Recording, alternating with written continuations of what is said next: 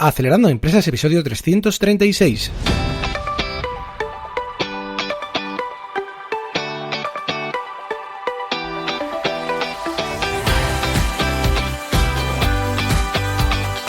Buenos días amigos y bienvenidos a Acelerando Empresas, el podcast de lunes a viernes sobre las técnicas que aplicamos en las aceleradoras de empresas para ayudarte a conseguir el éxito en tus negocios.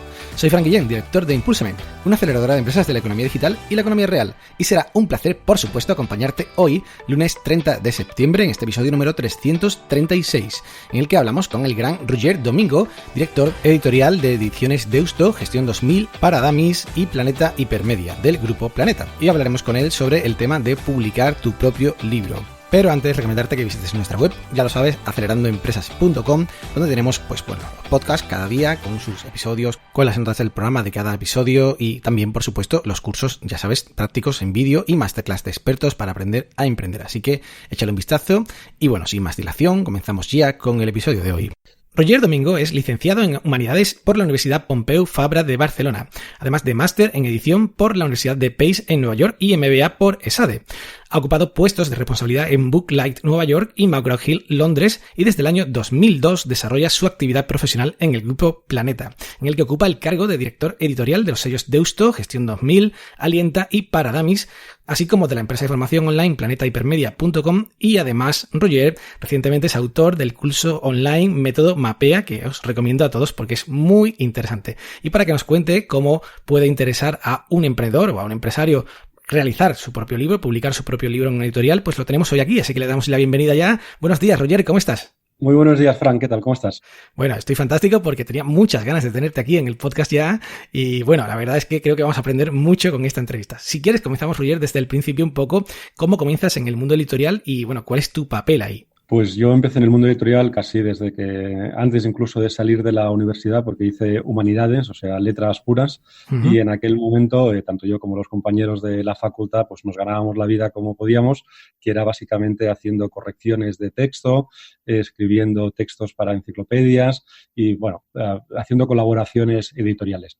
Luego una de estas colaboraciones era en Planeta y empezaron pues, a darme más trabajo y ya cuando terminé la universidad pues prácticamente me entré a trabajar en Planeta y desde entonces.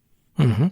Fantástico. Y bueno, tu trabajo como responsable de edición es un poco la selección, la publicación. ¿Cuál es tu misión ahora mismo en Planeta? Sí, bueno, pues dirijo varios sellos, la mayoría sellos de empresa y de economía y de política, en Deusto, Gestión 2000, Alienta, etcétera.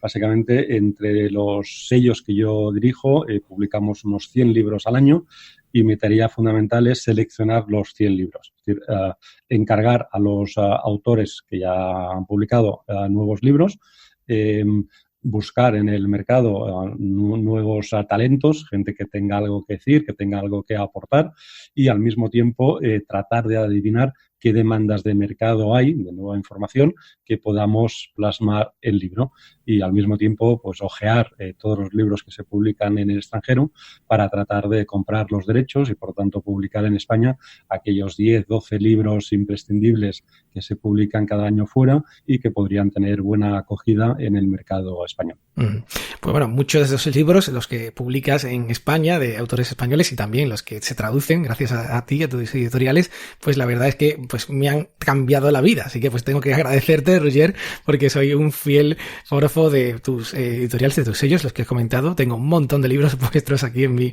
estantería, así que pues bueno, gracias por ahí. Y bueno, vamos a empezar un poco a aplicar lo que dices a los oyentes, que habrá quizás emprendedores que se estén planteando ahora mismo o le haya rondado alguna vez por la cabeza la idea de publicar su propio libro. A ver, el debate de autopublicar o de pues irse con una editorial. ¿Qué opinas al respecto? ¿Qué es lo que más interesaría a alguien que quisiera pues difundir su marca, por ejemplo? La decisión en realidad es muy difícil siempre y cuando tengas claro para qué quieres el libro. Si el libro lo quieres simplemente como marca personal o para dar de conocer, hay una opción, ahora veremos. Si es un libro que tú realmente quieres que la gente lo lea, hay otra opción. Si quieres que sea un libro que potencie tu marca personal, porque quieres vender más conferencias, más talleres, más productos de los que tenga tu empresa, seguramente te interesa una editorial tradicional, en tanto en cuanto te da más prestigio y luego te ayuda en la comunicación, con lo cual es más fácil que el mercado sepa que has publicado un libro.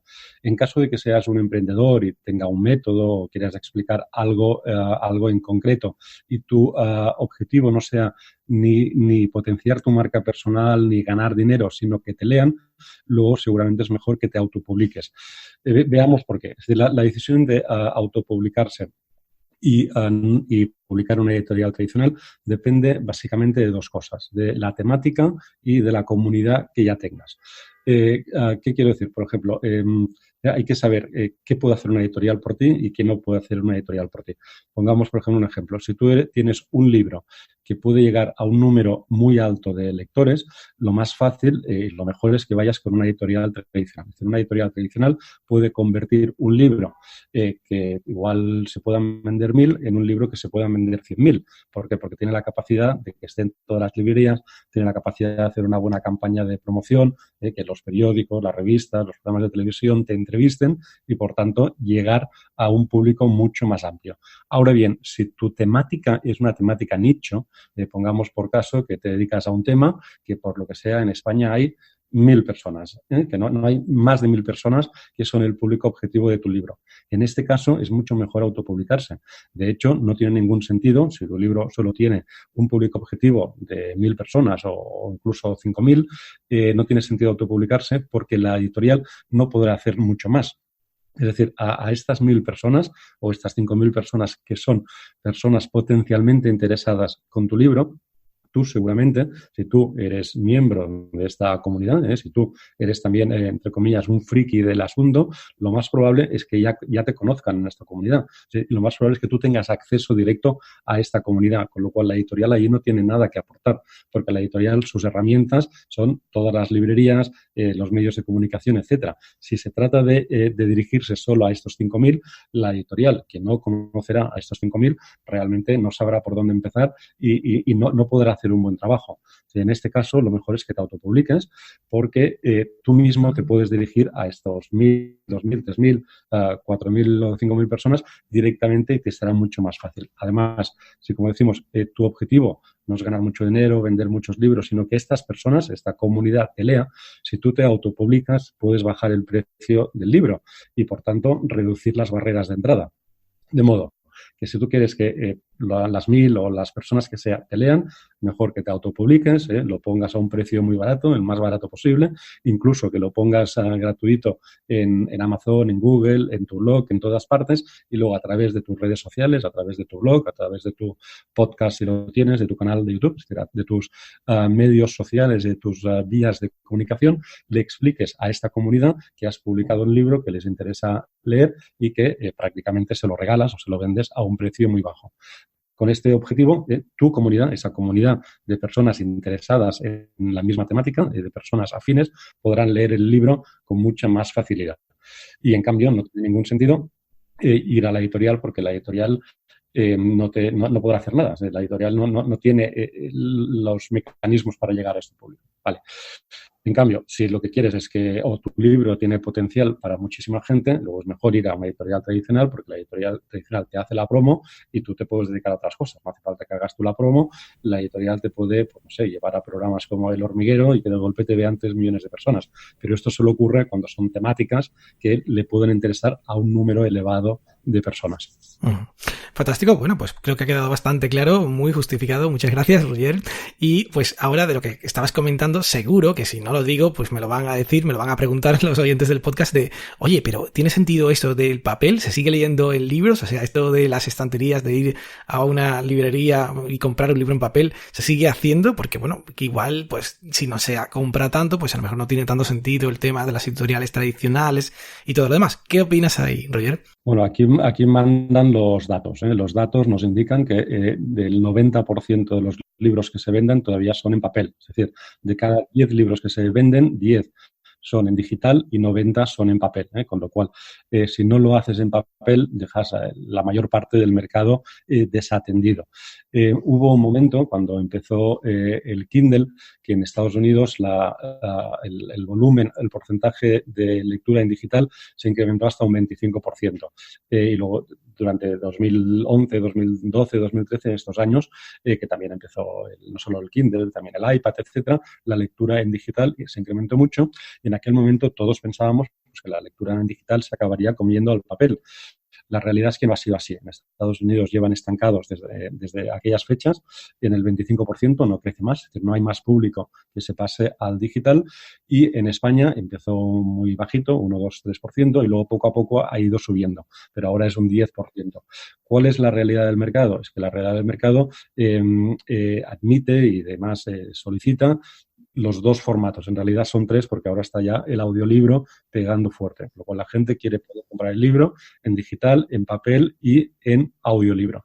Si solo lo publicas en digital, la gente que lo quiere leer para uno mismo lo comprará. Pero hay que tener en cuenta que la mayor parte de los libros que se compran en papel en realidad no son libros que uno quiera leer por uno mismo, sino que son libros que se regalan. O sea, el libro como objeto de regalo es uno de los mejores regalos posibles, ¿no? Tiene un precio asequible, 10, 15, 20 euros. Cuando uno regala un libro, pues dice mucho de uno mismo y de la persona a quien se lo regala, con lo cual acaba siendo un producto muy socorrido para un regalo. Con lo cual es importante tenerlo en papel y en librerías para que digamos, la persona pueda regalar tu libro.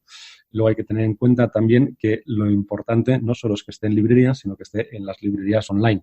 Pues, por ejemplo, en casos como, en temáticas como el emprendimiento o los libros de empresa, buena parte de los libros no se venden en librerías, sino que se venden en tiendas como Amazon, Casa del Libro, etcétera, en e-commerce. Y luego ya, para terminar, hay que tener también en cuenta que la mayoría de libros, de libros de empresa, de libros de emprendimiento o de libros que están relacionados con la superación personal, en general, libros de no ficción o ensayos, se venden en las conferencias del propio autor. Es decir, si miramos los rankings de los libros más vendidos, vemos que las personas, no ficción siempre, las personas que más libros venden, los venden en conferencias. Es decir, si un autor vende en España de golpe, pues 25, 40, 50.000 ejemplares de su libro, lo más probable es que dé muchas conferencias. ¿Por qué? Porque en las conferencias hay un círculo virtuoso. Una persona está en una conferencia, lo que le están contando le está gustando, pero sabe que de lo que está aprendiendo va a retener el 10, 15%, que no va a retener más, se va a olvidar del resto. Y sabe que si quiere profundizar en esta temática, tiene que comprar el libro porque el libro le permite profundizar y estudiarlo poco a poco, ¿no? Si además se da el caso de que en la conferencia está el libro a la venta, claro, en caliente la gente compra, la gente no va al día siguiente a la librería, pero en caliente compra, pues con lo cual lo comprará. Si además está el autor, que se lo puede firmar y se puede hacer una foto para subir a su Instagram, a su Twitter, lo que sea, pues la gente ahí compra. Con lo cual, la mayor parte de libros se venden en conferencias y para venderlo en conferencias necesitas tenerlo en papel. Con lo cual, mi recomendación es que si se publica un libro, se publique en los tres formatos, y papel, digital y audiolibro, y en cualquier caso que no se descuide nunca el libro en papel, me refiero. Bien, si es un libro que realmente es una cosa para unos pocos y todos estos pocos leen en digital, no es un libro que se vaya a regalar, puedes optar solo por el digital. Pero digamos que el papel sigue siendo el formato principal por todas estas cuestiones que comentaba, ¿no? Por el tema de regalos, las conferencias, etcétera. Fantástico, bueno, pues creo que ha quedado clarísimo y además creo que ya pues habrás convencido de esta manera, bueno, no convencido queriendo, sino pues con argumentos a las personas que estén ahora pensando si efectivamente le interesa publicar en una editorial y que se haga su libro en papel. Pero claro, la pregunta, el kit de la cuestión ¿es posible para alguien a priori, pues más o menos anónimo, no que no sea una gran estrella pues del cine o del deporte o de lo que sea, publicar un libro con una editorial? Sí. De hecho, cada semana se publican multitud de libros de autores noveles o de autores no conocidos. Aquí de lo que se trata es de tener un buen proyecto, es decir, que responda a una demanda de mercado. Si el libro es un autor que no es conocido, pero responde a una demanda de mercado, es decir, es el primer libro sobre algo, pues evidentemente, y hay una demanda de mercado sobre este algo, el libro, habrá alguna supuesto que lo quiera publicar y además se va a vender bien. El problema no es que la persona no sea conocida, el problema es que el libro no tenga no responde a ninguna necesidad de mercado. O sea, al final un libro es como cualquier, digamos, yo soy editor y a los que nos gustan los libros nos cuesta a veces hablar de libros como de productos, ¿no?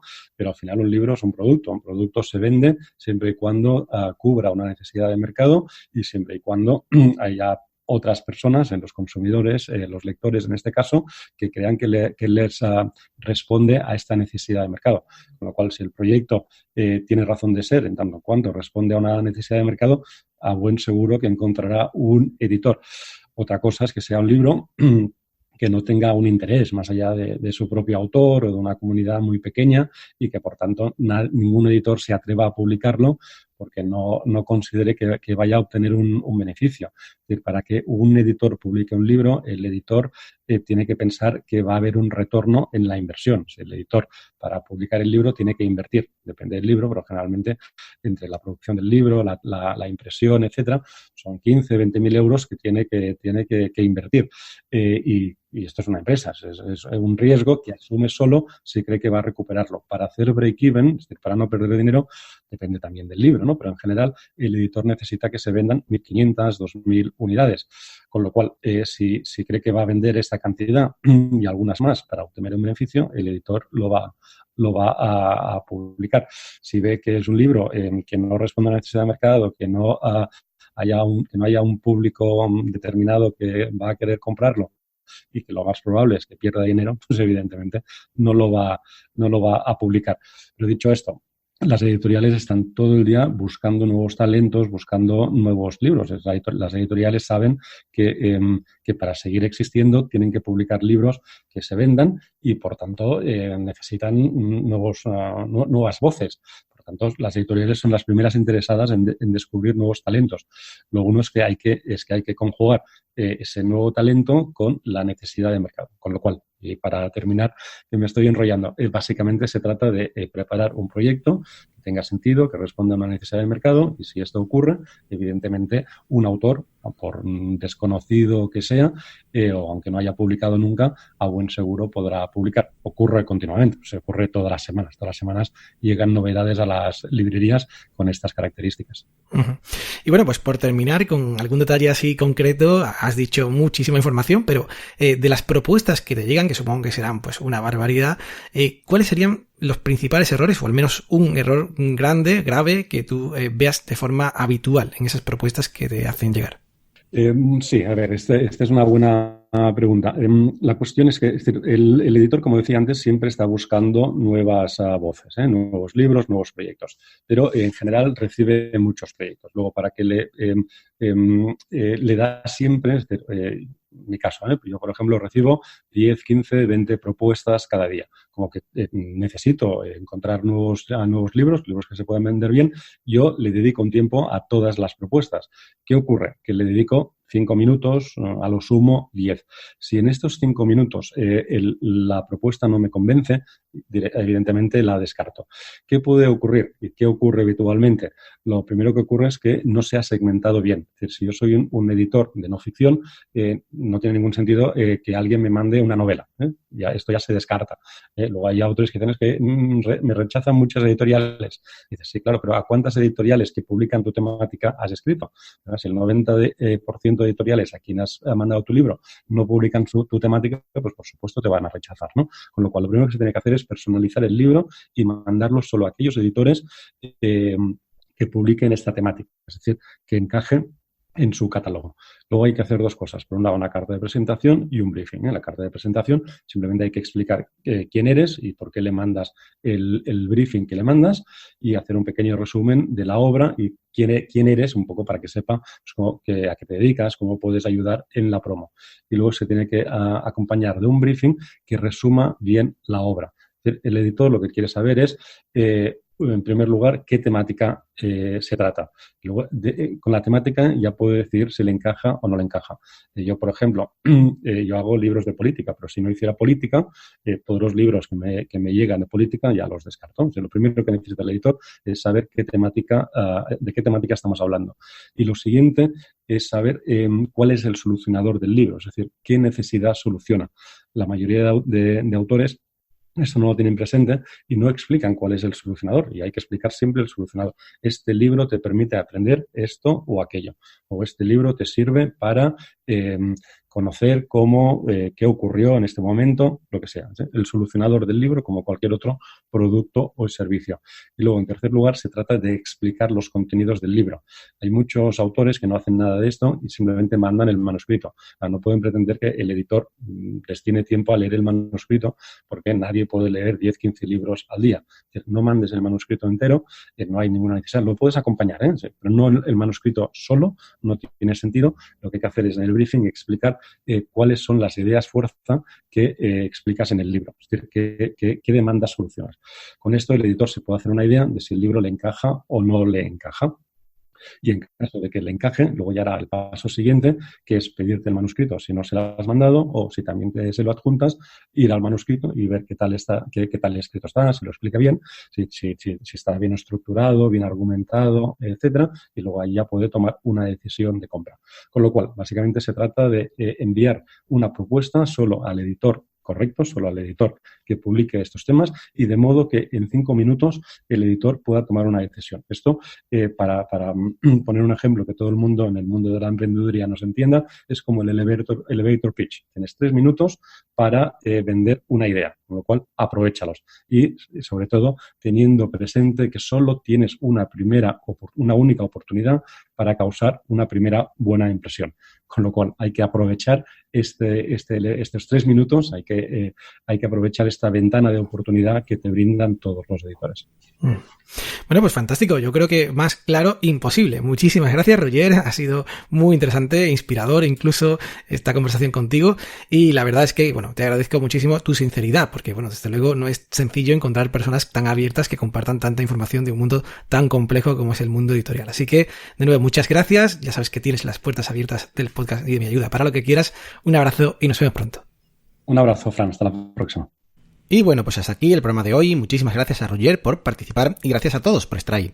Ya sabéis que podéis escuchar cada día este podcast de lunes a viernes en iTunes, iVoox, Google Podcast, Spotify o Spreaker, y también, por supuesto, a recibir las notas del programa por email registrándose en acelerandoempresas.com/suscríbete. Os agradezco muchísimo las reseñas, comentarios y valoraciones en iTunes y en iVoox, y también muchas gracias a todos aquellos que compartís este episodio si os ha gustado en vuestras redes sociales. Muchas gracias. Y nada más, que tengáis un magnífico lunes. ¡Ánimo, emprendedores!